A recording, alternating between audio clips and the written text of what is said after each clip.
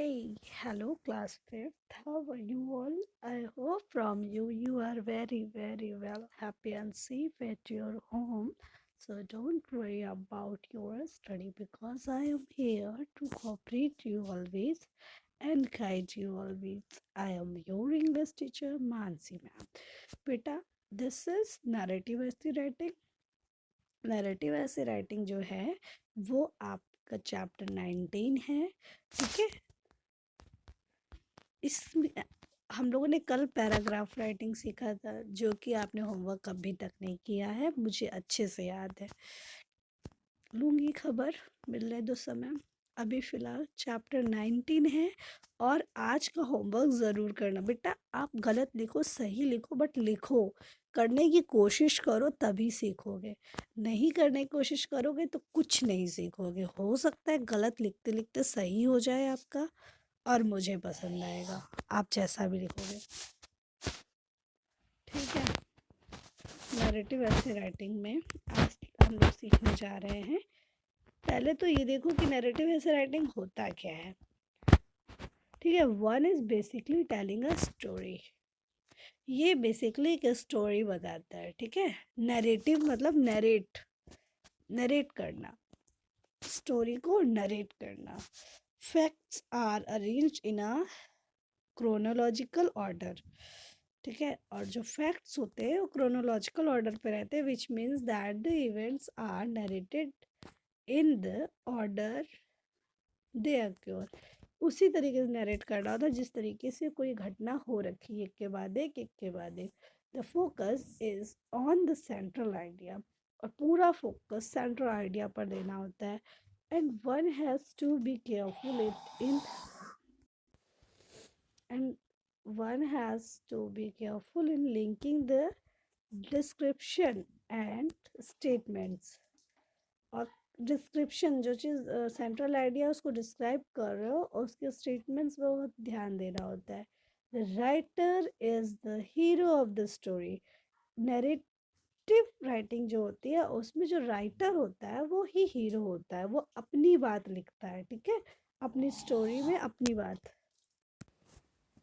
which means that there should be other character in the essay।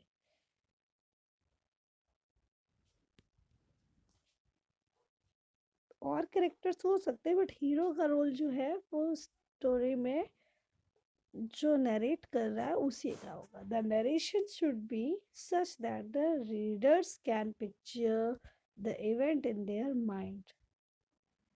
ठीक है, इस तरीके का नरेशन होता है जैसे जैसे रीडर पढ़ता रहता है उसके दिमाग में एक पिक्चर आती रहती है। हाँ, क्या हुआ होगा, कैसे हुआ होगा। ठीक है, the event should sound interesting, और फिर they could either her tragic, happy and fighting, और इसीलिए उसको ये इंटरेस्टिंग लगता रहता है। अब जैसे कि यहाँ पर एक सैम्पल नैरेटिव ऐसे दिया हुआ है, आ नाइट टू रिमेंबर, कि मुझे एक रात याद है, एक रात की याद। ठीक है, अब वो रात की याद उस पर क्या हुआ हो तो था, देखो पढ़ो कैसा, बिल्कुल इसी तरीके से पैराग्राफ वाइज एक एक घटना एक एक के बाद आपको लिखनी है। ठीक है, यहाँ पर कुछ मैंने दे रखे हैं। यू कैन राइट नैरेटिव ऐसे on this topics. I day the day I return invisible, एक दिन जिसमें मैं इनविजिबल हो जाऊं तो क्या करूँगा या क्या किया मैंने। अब monkey in the classroom, class में मंकी आ गया तो वो क्या था और क्या क्या उसने किया उसके बारे में आप लिख सकते हो। लॉस्ट इन द जंगल, जंगल में खो गए आप। Finding lost treasure, when I turn into my favourite friction character.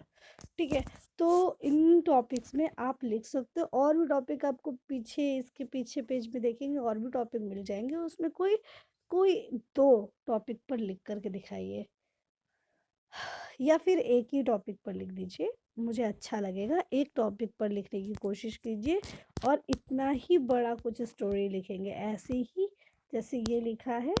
ठीक है, नरेटिव राइटिंग बहुत बड़ी होती है। इस तरीके से। ठीक है, पूरी घटना बताएंगे। तो देखो यहाँ पर ये सैम्पल जो है, सैम्पल नैरेटिव ऐसे यहाँ दे रखा है एग्जाम्पल के थ्रू, उसको एक बार पढ़ो, आपको समझ में आ जाएगा किस तरीके से नैरेटिव राइटिंग लिखनी होती है। ठीक है, पढ़ने के बाद आप उस टॉपिक पर क्या करोगे, एक नैरेटिव राइटिंग लिखने की कोशिश करोगे। वो सही हो या गलत हो लिख कर मेरे को भेजिए आप। ठीक है, गुड बाय, टेक केयर।